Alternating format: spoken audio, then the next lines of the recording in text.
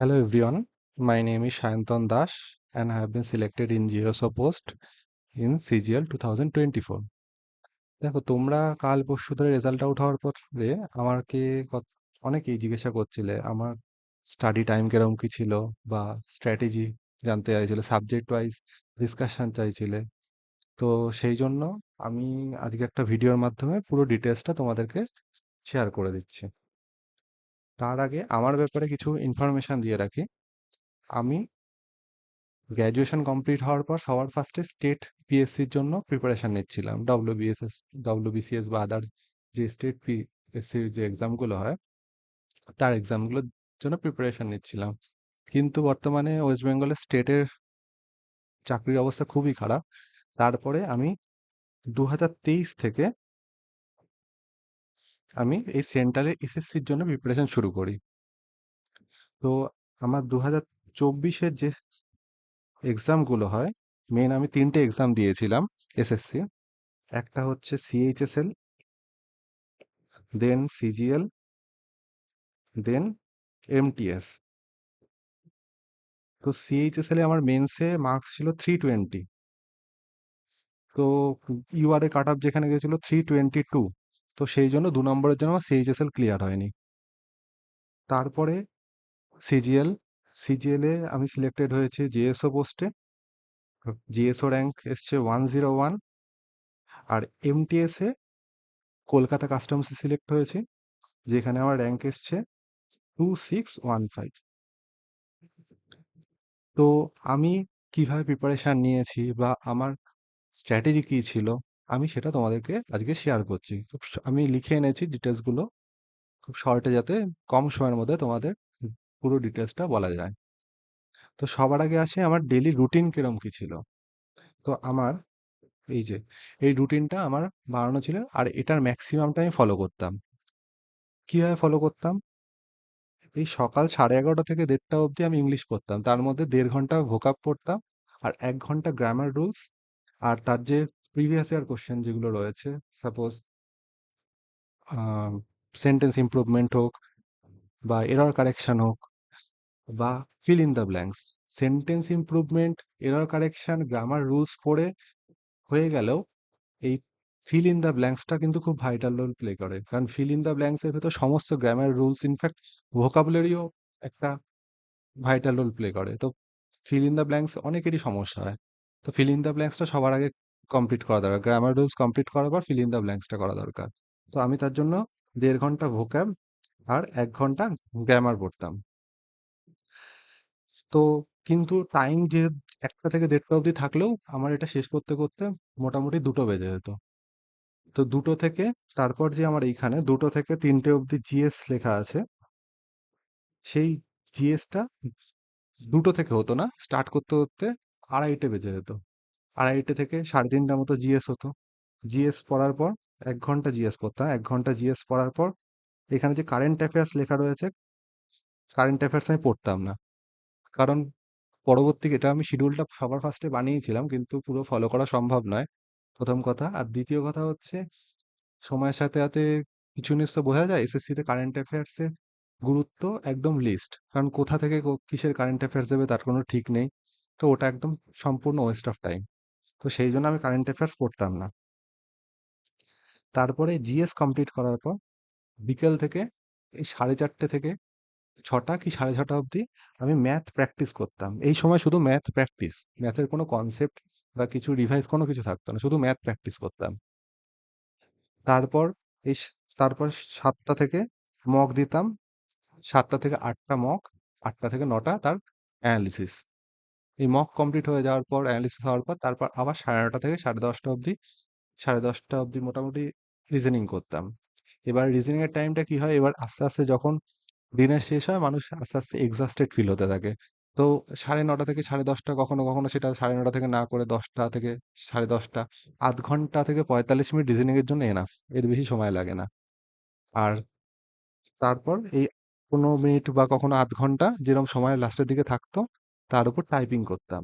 আর একদম সবার লাস্টে দিন শেষে 0.5 ঘন্টা ম্যাথের যে কনসেপ্ট, সেই কনসেপ্ট রিভিশনগুলো করতাম। পরবর্তী ক্ষেত্রে আরো কিছু শিডিউল চেঞ্জ করেছিলাম। শিডিউল চেঞ্জে এই যে কারেন্ট অ্যাফেয়ার্স লিখেছিলাম, সেই কারেন্ট অ্যাফেয়ার্স আমি পড়তাম না। সকালে উঠে যে কারেন্ট অ্যাফেয়ার্স শিডিউলটা চেঞ্জ করেছিলাম, সেটা আমি পড়তাম না।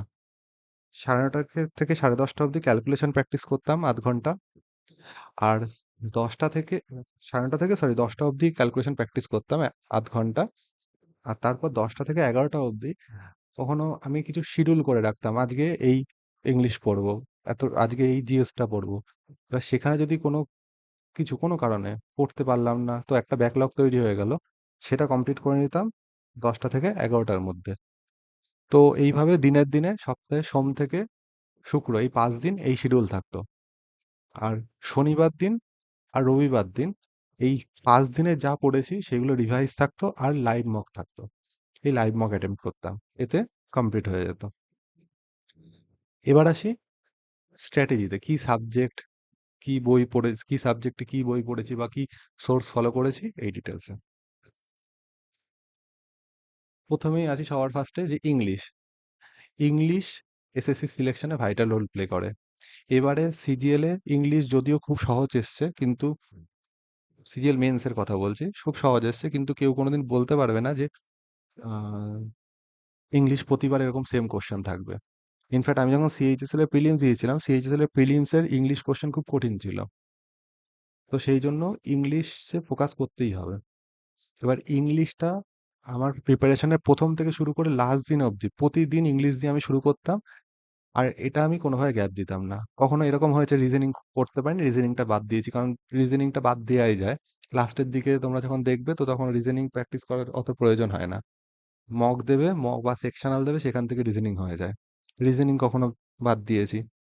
কিন্তু আমি এই ইংলিশ আর ম্যাথ, এই দুটো প্র্যাকটিস আমি কোনোদিন স্কিপ করতাম না। একটা ফিক্সড ধরে নিতাম আজকে এই টাইমে এতগুলো কোশ্চেন করবো বা এই জিনিসগুলো করবো, আর সেটা কমপ্লিট করতাম। তো ইংলিশ প্রথমে আসে ভোকাব সেকশনে, তিনটে জিনিসে ফোকাস করতে হবে: ভোকাব, গ্রামার অ্যান্ড কম্প্রিহেনশন। প্রথমে আসি ভোকাব সেকশনে। ভোকাবে অনেকের সমস্যা হয় কি, ব্ল্যাক বুক পড়তে পারে না। আমার এই সমস্যা প্রথম থেকে হতো, কিন্তু এই ব্ল্যাক বুকের উপরে কোনো কিছু নেই। ব্ল্যাক আমার এই সমস্যাটা হতো বলে সবার ফার্স্টে আমি একটা কাজ করেছিলাম। একটা নিতু ম্যামের ওয়ান ওয়ার্ড সাবস্টিটিউশনে মেবি কিছু ক্লাস ছিল, ইউটিউবে ফ্রি ক্লাস ছিল। তা আমি সেই ক্লাসগুলো করতাম, কারণ ওখানে কিছু রুট ওয়ার্ড দিয়ে নিতু ম্যাম ক্লাস করিয়েছিল। তো সেখান থেকে নিতু ম্যামের ভলিউম 1 বুকের সলিউশনটা করিয়েছিল, ওয়ান ওয়ার্ড এক্সাম্পল এইসব দিয়ে। তো সেইভাবে আমি সবার ফার্স্টে ওয়ান ওয়ার্ড সাবস্টিটিউশনটা কমপ্লিট করেছিলাম। ওয়ান আওয়ার সাবস্টিটিউশন কমপ্লিট করার পর তারপরে আমি ব্ল্যাক বুকে এসেছি।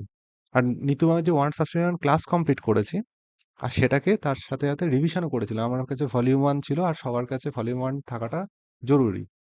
কারণ ভলিউম 1 যেরকম গ্রামারে হেল্প করে, সেম ভাবে ভোকাবুলারিতেও অনেক হেল্প করে ভলিউম 1 যে নিতু ম্যামের বইটা রয়েছে। তো সেখানে ওটা রিভিশন করার পর তারপরে আমার মেন ব্ল্যাক বুকের পড়া শুরু হয়েছে। ব্ল্যাক বুকে আমি প্রতিদিন 30টা অনার্স সাবস্টিটিউশন, 30টা এডিএম, 20টা সাইনো, আর 20টা অ্যান্টো পড়তাম। যাদের সমস্যা হয় এতগুলো পড়তে, তো তারা একটা কাজ করতে পারো: 20টা অনার্স সাবস্টিটিউশন, 20টা এডিএম, 40টা হলো। আর এইখানে 30টা মতো নতুন একদম ব্ল্যাক বুকের যে 2024-এ নতুন এডিশনটা এসছে, সেই এডিশনে সাইনো আর অ্যান্টো সামথিং 1300 কি 1400 খানার কমন লিস্ট রয়েছে। সেটাকে কমপ্লিট করতে পারো 30টা করে পড়ে। এবার তোমাদের যেটা সুবিধা মনে হবে সেটা করতে পারো, দুটোতেই কাজ হয়ে যাবে। দেন ব্ল্যাক বুক পুরোটা একবার রিভিশন করতে হবে। আর এই যখন রিভিশন হবে, তখন সেকেন্ড টাইম রিভিশনের সময়, ফার্স্ট টাইম পড়ার সময় অনেক ওয়ার্ডের মানে জানা থাকবে না, অনেক সমস্যা হবে। কিন্তু সেকেন্ড টাইম যখন রিভিশন করা হবে, রিভিশন করার সময় অনেকগুলো মনে হবে যে কিছু মানে 40% জিনিস মনে আছে, 60% জিনিস ভুলে গেছি। 60% যেগুলো ভুলে যাবে, সেগুলোর মধ্যেও মনে হবে এই পোর্শনটা আবার হয়তো ভুলে যেতে পারি। সেটাকে আমি ছোট ছোট করে লিখে, এই যে সেটা ছবিও এনেছি, ছোট ছোট করে লিখে আমি এটাকে টানিয়ে রাখতাম, যাতে সবসময় চোখের সামনে থাকে। এটা একটা পোর্শন রয়েছে, এরকম আরো একটা পোর্শন রয়েছে, অনেকগুলো ভোকাবুলারি রয়েছে যেগুলো আমি ভুলে যাই। তো সেই জন্য আমি এটা টানিয়ে রাখতাম, যাতে সবসময় চোখের সামনে থাকলে হাঁটছি চলছি চোখের সামনে থাকছে, হয়ে যাচ্ছে। দেন এই কোশ্চেনগুলো এইগুলো বা কিছু যদি হাইলাইট করে রাখো, সেই হাইলাইট ওয়ার্ডগুলো আরো একবার রিভিশন করা দরকার। আচ্ছা। এবার এই রিভিশন প্রসেসটা যেই কমপ্লিট হয়ে যাবে, তারপরে সবাই যেটা অ্যাভয়েড করে সেটা হচ্ছে অ্যাপ্রোপ্রিয়েট প্রিপোজিশন যেটা থাকে, ফিক্সড প্রিপোজিশন যেটা থাকে, ফিক্সড প্রিপোজিশন আর ফ্রেজাল ভার্বস। এই দুটো অনেকে পড়তে চায় না, কারণ ফ্রেজাল ভার্ব এসএসসিতে কখনো কখনো আসে, কখনো কখনো আসে না। ফিক্সড প্রিপোজিশনও সেম জিনিস, কিন্তু ফ্রেজাল ভার্ব আর ফিক্সড প্রিপোজিশন এই দুটো আমাদের ফিলার্স যেটা থাকে, ফিলার্স বা ক্লোজ টেস্ট যেগুলো থাকে, তার মধ্যে অনেক হেল্প করে। সামথিং যখন কোনো ক্লোজ টেস্টে এখানে একটা প্রিপোজিশন দিয়ে দেয়, এখানে একটা ক্লোজ টেস্টের পরে কোনো প্রিপোজিশন দিয়ে দেয়, সেই প্রিপোজিশনটা সামথিং কিছু ওয়ার্ডই ফিক্সড ওয়ার্ড নেয়। তো সেই ওয়ার্ড থেকে আমি অপশন থেকে সিলেক্ট করে আমি এই ওয়ার্ডটা সিলেক্ট করতে পারি। তো এই জিনিসগুলো আস্তে আস্তে এই ফিক্সড প্রিপোজিশন ফ্রেজাল ভার্ব এখান থেকে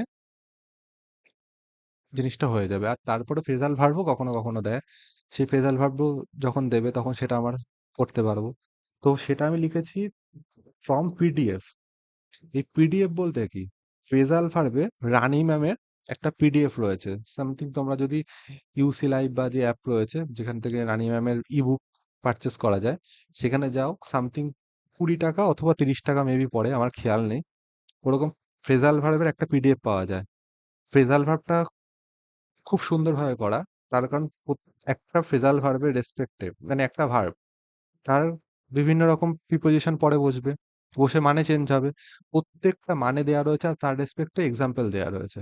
আর তারপর সেই ফ্রেজাল ভার্বের আন্ডারে 15টা 20টা করে এমসিকিউ প্র্যাকটিস হিসেবে দিয়েছে। ফ্রেজাল ভার্ব লোকের মনে থাকে না, কিন্তু এই প্রসেসে পড়লে ওই ফ্রেজাল ভার্বটা ফ্রেজাল ভার্ব যে কটা দেয় মনে থেকে যায়। অ্যাপ্রক্স কাউন্ট করলে 150 কি 200 মতো ফ্রেজাল ভার্ব হবে, 200 হবে না, 150 মতো ফ্রেজাল ভার্ব হবে। তো সেটা কভার হয়ে যায়, আর ওই 150 ফ্রেজাল ভার্ব থেকেই চলে আসে। মানে ফ্রেজাল ভার্ব ফিক্সড প্রিপোজিশন এটা তো খুব টাফ একটা পোর্শন, মনে থাকতে চায় না। সেই জন্য খুব হিউজ পরিমাণ পড়তে হবে এরকমও না, কিছু সিলেক্টিভ পড়ো, কিন্তু এই জিনিসগুলো পড়ে যাও। ফ্রেজাল ভার্ব যেটা বললাম এটা করতে পারো। আর ফিক্সড প্রিপোজিশনের জন্য বিভিন্ন টিচারের বিভিন্ন রকম বই রয়েছে, বই বলছি, পিডিএফ রয়েছে, পিডিএফ প্রোভাইড করে, টেলিগ্রামও সার্কুলেট হয়। যে কোনো জায়গা থেকে ফিক্সড প্রিপোজিশনের, যেখানে অ্যাটলিস্ট 100 কি 200টা ফিক্সড প্রিপোজিশনের মধ্যে ইম্পর্টেন্ট গুলো কভার করে দেবে, সেটা করতে পারো। আর দেখবে যে সেটা যাতে এক্সাম্পল দিয়ে থাকে, এক্সাম্পল ছাড়া সেটা সম্ভব নয়। যেমন আমার কাছে একটা গোপাল ভার্মা স্যারের পিডিএফ ছিল, আমি সেখান থেকে করেছিলাম, সেটা এক্সাম্পল দিয়েছিল, সেটা পড়েছিলাম। সেখানে সামথিং 150টা মতো ফিক্সড প্রিপোজিশন ছিল, সেটাই পড়ে গেছিলাম, ব্যাস, দ্যাটস এনাফ। আচ্ছা, এটা গেল আমাদের ভোকাব। এই ভোকাব পোর্শনটা যখন কমপ্লিট হবে, ভোকাব পোর্শনটা কমপ্লিট হওয়ার পর প্রতিদিন, এই যে আমি প্রথমে 1.5 ঘন্টা ভোকাবের জন্য লিখেছিলাম, পরে পরবর্তী ক্ষেত্রে 4 মাস 5 মাস পরে যখন ভোকাব ভালোভাবে পড়া হয়ে যাবে, তো তখন সেই সময় দাঁড়িয়ে আমাদের যে ভোকাবে এই 1.5 ঘন্টা করে টাইম দিতে হবে না, তখন টাইম কমে যাবে 1 ঘন্টায়। 1 ঘন্টায় সব কটা জিনিস হয়ে যায়, ভোকাব, টোটাল ভোকাবটা 1 ঘন্টায় কভার হয়ে যায়। তো টোটাল ভোকাব যদি 1 ঘন্টায় কভার হয়ে যায়, তো বাকি আমার এখানে থাকছে আরো 30 মিনিটস। পরের দিকে এই 30 মিনিটস কম্প্রিহেনশনের জন্য ইংলিশ মাধ্যম থেকে প্যাসেজ পড়তাম, সেটা আমি পরে আসছি। তো টোটাল 2.5 থেকে 3 ঘন্টা মতো আমি ইংলিশে দিতাম প্রতিদিন সকালবেলা উঠে। তো তার আগে আমি গ্রামারের ডিটেলসটা বলে নিই। ভোকাব কমপ্লিট হলো, এবার গ্রামার। গ্রামারে সবার আগে যে কোনো টিচারের থেকে রুলস পড়ো, যে কোনো টিচার, আর তার প্র্যাকটিস করো। সেটা যদি না করতে চাও, টিচারের থেকে না পড়তে চাও, সব থেকে বেস্ট হয় ভলিউম 1 পড়ো। ভলিউম 1-এ মোর দ্যান এনাফ দেওয়া রয়েছে। ভলিউম 1-এ প্রত্যেকটা রুলস দেওয়া রয়েছে, রুলসের রেসপেক্টে এক্সাম্পল দেওয়া রয়েছে। আর এক্সাম্পলের পর তারপর যে একদম পরের দিকে যে এক্সারসাইজ রয়েছে, সেই এক্সারসাইজের মধ্যে অনেকগুলো কোশ্চেন রয়েছে। সেই কোশ্চেনগুলো তোমরা চাইলে সলভ করতে পারো, মানে চাইলে কি, সেটা সলভ করবে। করলে সেই এররগুলো অ্যাকচুয়ালি কিভাবে করতে হচ্ছে, সলভ করতে হচ্ছে, সেটা হয়ে যাবে। ব্যাস, এটাতে গ্রামারে বেশি টাইম দিতে না, ম্যাক্সিমাম 1 থেকে 1.5 মাসের মধ্যে গ্রামারের রুল আর তার প্র্যাকটিসগুলো হয়ে যায়। এটা কমপ্লিট হওয়ার পর তারপরে পড়তে হবে previous year question. Error correction, sentence improvement, fill in the blanks, যেটা আমি 1 ঘন্টা ধরে করতাম বলেছি, সেটা হচ্ছে এই পোর্শনটা। ব্যাস, গ্রামারে বেশি টাইম দেওয়ার দরকার নেই, এইটুকখানি। আর কম্প্রিহেনশন প্রতিদিন যে 30 মিনিটস বললাম, পরের দিকে কি কম্প্রিহেনশন প্রথম দিকে পড়তাম না, পরের দিকে যে 30 মিনিটস মতো বেঁচে যেত, সেই সময়টা ইংলিশ মাধ্যমে এসএসসির 3টে করে আর্টিকেল আসে এসএসসির জন্য। এসএসসির 3টে আসে, একটা আসে ব্যাংকিং এর জন্য। তো 3টের মধ্যে অ্যাটলিস্ট 2টো আর্টিকেল পড়ো, আর 2টো আর্টিকেলের রেসপেক্টে প্রতিদিন যে আর্টিকেল থাকছে ওখানে থাকে স্টার্ট কুইজ বলে থাকে, 25টা করে কোশ্চেন থাকছে, ওই 25টা করে কোশ্চেন প্রতিদিন পড়ো। আর তার সাথে সাথে ইংলিশ মাধ্যমে যে আর্টিকেলগুলো থাকবে, আর্টিকেলে প্রত্যেকটা আর্টিকেলের রেসপেক্টে যে ওয়ার্ডগুলোর মিনিং একটু কঠিন বা সমস্যা হয়, বা কিছু ফ্রেজাল ভার্ব যেগুলোর মানে সমস্যা হয়, সেই জিনিসগুলো মানে দেয়া রয়েছে। ওই মানেটা একবার গো থ্রু করো। তোমার চেনা ভোকাব থাকলেও প্রতিদিন একটা আর্টিকেলে কম করে 40 কি 50টা মতো ওয়ার্ড থাকে। তার মধ্যে তুমি যখন পড়বে তখন দেখবে 30 মতো, মানে এই ভোকাব কমপ্লিট করার পর ব্ল্যাক বুক থেকে তারপর 30 ওয়ার্ড মতো কমনই পাবে। হয়তো 10 ওয়ার্ড নতুন পেলে। তো তুমি যখন একবার রিডিং করবে, রিডিং করার সাথে সাথে কি হবে, 30টা ওয়ার্ড যেটা ওই এডিটোরিয়াল থেকে শিখলে, ওটা তুমি ভোকাবুলারি পড়েছো ব্ল্যাক বুক থেকে, তার অ্যাপ্লিকেশন দেখতে পারবে। অ্যাপ্লিকেশন যত দেখবে তত ভোকাবুলারি ভালো মাথায় থাকে। আর তার সাথে সাথে কি হবে, একবার রিভাইজ হয়ে যাবে। সেই জন্য আমাদের এই কম্প্রিহেনশনটা, এটা আমি শুরু করেছিলাম পরের দিকে। তো এইভাবে টোটাল ইংলিশ কমপ্লিট। এইভাবে প্রথম দিন থেকে শেষ দিন অবধি এইভাবে আমি করে গেছিলাম। যখন আমার গ্রামার রুল কমপ্লিট হয়ে গেছে তখন আমি প্র্যাকটিস করেছি, এখানে হচ্ছে এরর কারেকশন, এইগুলো প্র্যাকটিস করেছি, কম্প্রিহেনশন প্রতিদিন করেছি, আর প্রতিদিন 100টা করে ভোকাব রিভাইজ করেছি। ব্যাস, ইংলিশ কমপ্লিট। এবার গ্রামারে আসি, সরি গ্রামার বলছি, জিকেতে আসি। জিকেতে কোনো সমস্যা নেই, জিকেতে পারমার স্যারের এফআরবি সিরিজ কমপ্লিট করো। এফআরবি সিরিজ কমপ্লিট করার পর উনি মাইন্ড ম্যাপ কিছু দিয়েছে, মাইন্ড ম্যাপ 1 থেকে 2বার রিভাইজ করো, ব্যাস বেসিক কনসেপ্ট ক্লিয়ার হয়ে যাবে। Then previous year question, previous year series একটা চালু করেছে, নিজে পিনাকেল থেকে প্রিভিয়াস ইয়ার কোশ্চেন করতে পারো, অথবা পারমাসারের পিওআইকিউ সিরিজ করতে পারো। পারমাসারের পিওআইকিউ সিরিজ বেশি এফেক্টিভ আমার মনে হয়।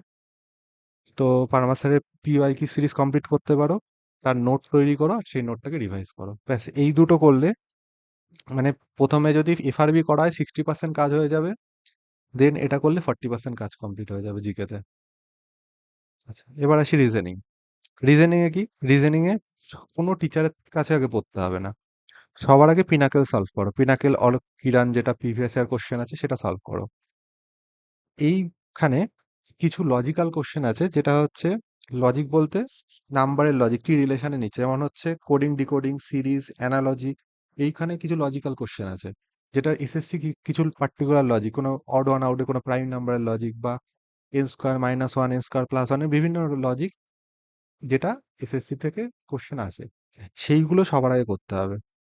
এসএসসি কি লজিক ম্যাক্সিমাম দেয়, এটা পিনাকেল বা কিরানের বই সলভ না করলে কখনোই চট করে মাথায় ক্র্যাক করবে না। তো সেই জন্য সবার আগে এই পোর্শনগুলো করতে হবে। করার পর যে লজিক ক্র্যাক করছে না বা সমস্যা হচ্ছে মনে হচ্ছে, সেটাকে হাইলাইট করে রাখতে হবে, সেটাকে 1 কি 2বার পরবর্তী ক্ষেত্রে আবার রিভাইজ করতে হবে। তাহলে এই জিনিসটা মেন সবার আগে করা দরকার।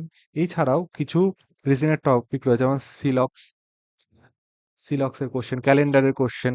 এই কোশ্চেনগুলোতে সমস্যা হয় অনেকের, মানে এর যে কনসেপ্টটা জানাটা দরকার। সেই জন্য ইউটিউব থেকে কোনো টিচারের সার্চ করলে রিজনিং এর ভরে ভরে ভিডিও রয়েছে, যেখানে ফুল একটা লং ভিডিওর মাধ্যমে কমপ্লিট করে দিয়েছে একটা পোর্শন। সেটা সবার আগে দেখে কমপ্লিট করে নাও, দেন প্রিভিয়াস ইয়ার কোশ্চেনে পিনাকেল বা কিরানে আসো, হয়ে যাবে। যে টপিকেই মনে হচ্ছে সমস্যা হচ্ছে রিজনিং এ, সেই টপিক সার্চ করে ইউটিউবে ফ্রি ক্লাস করো, কারোর থেকে কোনো কোর্স নিতে হবে না। আর তারপর সেকশনাল মক দাও, রিজনিং এ মার্কস ইমপ্রুভ হয়ে যাবে। আচ্ছা, এবার আসি ম্যাথে। ম্যাথসে হচ্ছে কি মেন ভয়টা থাকে সবার। তো ম্যাথসে সমস্যাটা কি হয়, ম্যাথসে অনেকের কনসেপ্ট ক্লিয়ার থাকে না। ম্যাথসে কনসেপ্ট ক্লিয়ার না থাকার জন্য পরবর্তী ক্ষেত্রে সে যখন প্রিভিয়াস ইয়ার কোশ্চেনে আসে, প্রিভিয়াস ইয়ার কোশ্চেন সলভ হয় না। তো সেখান থেকে বেরোনোর জন্য সবার আগে যেটা করতে হবে, আমাদের যে কনসেপ্ট, সেই কনসেপ্ট যে কোনো টিচার, যে টিচারের কোর্স ভাল লাগে সেই টিচারের থেকে যে কোনো কোর্স নাও, কোর্স নিয়ে সিকোয়েন্স ওয়াইজ সেটাকে কমপ্লিট করো। হঠাৎ করে একদিন এসআইসিআর দুটো কোশ্চেন, দুটো পার্ট করলাম, হঠাৎ করে তারপর চলে গেলাম মেন্সুরেশনে, এইভাবে কখনো হবে না। আমি যদি পার্সেন্টেজ করি, পার্সেন্টেজ সবার আগে করতে হবে, তারপর রেশিও করতে হবে, কারণ এই দুটো দিয়ে অ্যারিথমেটিক, এই দুটো হচ্ছে বেস, এর উপরেই থাকে হচ্ছে অ্যারিথমেটিক দাঁড়িয়ে। এই দুটো করতে হবে, তারপরে আমার অন্য প্রশ্নে যেতে হবে, তো সেইটা সিকোয়েন্স ওয়াইজ আমাদের যেতে হবে। তো তার জন্য যে কোনো টিচারের একটা পেইড কোর্স নিয়ে নাও, পেইড কোর্স নিয়ে সেটা কমপ্লিট করো। আচ্ছা, কিন্তু আমি সাজেস্ট করব যে টিচার খুব কম কন্টেন্টের মাধ্যমে ম্যাক্সিমাম আউটপুট দিয়েছে সেই টিচারের কোর্স নিতে। ম্যাক্সিমাম টিচারই ভালো পড়ায়, কোনো টিচার খারাপ পড়ায় না। এই গগন প্রতাপ হোক, অভিনয় শর্মা হোক, তারপর আদিত্য রঞ্জন স্যার রয়েছে, আরো অনেকে রয়েছে। তো তাদের যে কোনো থেকে আভাস সাইনি স্যার, আভাস সাইনি স্যারের কনসেপ্ট মানে কন্টেন্ট খুব ক্রিস্প কন্টেন্ট, খুব কম সময়ের মধ্যে ম্যাক্সিমাম আউটপুট পাবে। তো নিতে পারো, কিন্তু আমি পার্সোনালি গগন প্রতাপ স্যারের ক্লাস সাজেস্ট করব না। যার কারণ, গগন প্রতাপ স্যারের একটা জিওমেট্রির উপরেই হয়তো আমি দেখেছি যে 60টা না 70টা ভিডিও, একটা জিওমেট্রির উপরে 60 থেকে 70টা ভিডিও অতক্ষণে ক্লাস করে তারপর সেটাকে রিভাইজ করে সম্ভব হয় না। তো যেখানে আর ওনার পড়ানোর স্টাইল হচ্ছে, একটা কনসেপ্ট করলাম, একটা কনসেপ্টের রেসপেক্টে 10খানা অঙ্ক করাবো, তারপরে নেক্সট কনসেপ্টে যাব।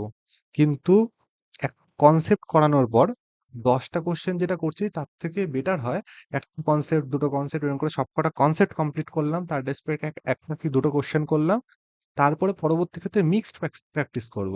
কারণ তোমাকে পরীক্ষার সময় এই যে কনসেপ্টটা করেছে তোমাকে বলে দেবে না এই কনসেপ্ট লাগিয়ে নেক্সট কোশ্চেনটা করো। তুমি যখন ফার্স্টে একটা কনসেপ্ট করছো তারপরে নেক্সট কোশ্চেনে আসছো, তুমি জানো এই কনসেপ্টটাই লাগাতে হবে, তোমার মাথায় ক্র্যাক করে যাচ্ছে, কোনো অসুবিধা হয় না, করে ফেলতে পারো। কিন্তু অ্যাকচুয়াল এক্সামে কি হয়, এক্সামে মিক্সড কোশ্চেন থাকে। আজকে হঠাৎ করে ফার্স্টে পড়লাম আমি একটা এসআইসিআর ইনস্টলমেন্টের কোশ্চেন আসলো, সেকেন্ডে চলে আসলো মেন্সুরেশন 3ডির কোশ্চেন, তারপরে রেসের কোশ্চেন চলে আসলো, এরম ভাবে আসে। তো সেখানে তো কনসেপ্টটা নিজের খুঁজে বার করতে হবে যে কোন কনসেপ্টটা কোথায় লাগাবো। তো সেই জন্য আমাদের মিক্স প্র্যাকটিস করতে হয়। তো সেই জন্য আমি গগন প্রতাপ স্যারের কোর্স সাজেস্ট করবো না। বাকি যে কোনো টিচারের থেকে ম্যাথস করো, যেখানে 5 মাস কি 6 মাসের মধ্যে সিলেবাস কমপ্লিট হয়ে যাবে মনে হচ্ছে। আর তারপর মিক্সড কোশ্চেন প্র্যাকটিস করো। দেন যখন ক্লাস করছো তার নোটস বানাও, ফর্মুলা, শর্টকাট আর নোটগুলো রিভাইজ করো, যেটা আমি লাস্টে দিনের শেষে লাস্টে আধ ঘন্টার নোট রিভাইজ প্র্যাকটিস কর, ম্যাথ রিভাইজ করতাম কনসেপ্টগুলো, সেটা হচ্ছে এই জিনিসটা। দেন সলভ এনি পিওআইকিউ বুকস, পিওআইকিউ বুকস থেকে যে কোনো একটা পিওআইকিউ বুক নেবে, প্রত্যেকটা কোশ্চেন সলভ করবে, সলভ না করলে ম্যাথসের স্পিড বাড়বে না, এটা মাস্ট, এটা মাস্ট, এটা ছাড়া সম্ভবই না। পিওআইকিউ কোশ্চেন ছাড়া ম্যাথসে নাম্বার তোলা সম্ভবই না। কারণ ম্যাথসে ওই কনসেপ্ট থেকে মিক্স কোশ্চেন যখন হবে তার প্র্যাকটিস হবে, তারপরে গিয়ে আস্তে আস্তে স্পিড হোক কনসেপ্ট হোক ডেভেলপ করবে সেটাকে। মানে কনসেপ্ট তুমি জানো, কিন্তু কনসেপ্ট থেকে সেটাকে কাজে লাগানোটা ডেভেলপ করবে। দেন তারপরে সেকশনাল মক লাগাতে হবে, সেকশনাল মক লাগানোর পর তারপরে আমাদের ইমপ্রুভমেন্টটা আসবে। এত কিছু করার পর ম্যাথটার ইমপ্রুভমেন্ট হবে, এটা ছাড়া সম্ভব না। তো এই ছিল আমার হচ্ছে আমার পড়ার ধরন, আমি কিভাবে কি পড়েছি, কোন সাবজেক্টে কতটা কি টাইম দিয়েছি, এইটা ছিল আমার স্ট্র্যাটেজি। আর তোমরা এটাকে ফলো করতে পারো, সব তোমরা ফলো করে দেখতে পারো, তোমাদের হয়তো বেটার রেজাল্ট আসতে পারে। আগে তোমাদের এখন যেরকম মকে নাম্বার থাকছে তার থেকে বেটার রেজাল্ট আসবে। এই জিনিসগুলো ছাড়া নাম্বার তোলাটা একটু সমস্যার। কেউ যদি এক্সট্রা অর্ডিনারি হয় তার একটা আলাদা ব্যাপার। আচ্ছা, তো আর আমি ভেবেছি যে আমি কিছু লাইভ মক বা প্রত্যেক সপ্তাহে যে লাইভ মক হয় বা আদার্স যে মকগুলো হয় সেইগুলোর ম্যাথ সেকশন বা এই পোর্শনগুলো আমি দেখি। তো সেখানে কিছু ভালো ভালো কোশ্চেন দেখি। তো তোমরা যদি কমেন্ট করবে, তোমরা কমেন্ট করে জানাবে তোমাদের যদি মনে হয়, কারণ আমি অনেকে দেখেছি যে লাইভ মক দিচ্ছে, লাইভ মকে ম্যাথসের সলিউশন অনেক সময় বুঝতে পারছেন, কিছু ভালো কোশ্চেন থাকে লাইভ মক হোক বা আদার্স মকে, কিছু ম্যাথসের ভালো কোশ্চেন থাকে। তো তার সেটা অনেকটা লেন্দি প্রসেসে করছে, বা মকে যে সলিউশন রয়েছে সেটা অনেকটা লেন্দি। তো তাদের সমস্যা হয়। আর আমি কোনো টিচারকে এরমভাবে দেখিনি যে পার্টিকুলার কোনো মকে, হ্যাঁ, পণ্ডিতের পণ্ডিত গ্রুপের যে প্রো মক হয়, পণ্ডিত গ্রুপের লিঙ্ক পাঠায়, সেটা হচ্ছে সমস্ত সলিউশন করে। কিন্তু বাকি জায়গাতে, সব জায়গাতে দেখেছি যে মকের ভালো ভালো যে কোশ্চেনগুলো রয়েছে সেইগুলো নিয়ে স্পেশালি ভিডিও বানিয়ে কিছু করবে, সেটা কেউ করে না। তো তোমরা যদি বলো, কমেন্ট করবে ম্যাথসের, আমি যে ভালো ভালো প্রত্যেকটা মক থাকবে, মকেরই যে ভালো ভালো কোশ্চেনগুলো থাকবে, তার প্রত্যেক সপ্তাহে একটা করে সেই ভিডিওগুলো, বেস্ট যে কোশ্চেনগুলো রয়েছে তার একটা 15 মিনিট কি 20 মিনিটের একটা ভিডিও বানিয়ে সলিউশন বা তার রেসপেক্টে কি শর্টকাট রয়েছে, সেটা কিভাবে করা যেতে পারে, সেটার ভিডিও বানিয়ে আমি দেবো। প্রত্যেক সপ্তাহে একটা করে ভিডিও থাকবে, তোমরা সেটা দেখে নিতে পারো, সেটা তোমাদের এফেক্টিভ হবে। তো থ্যাংক ইউ।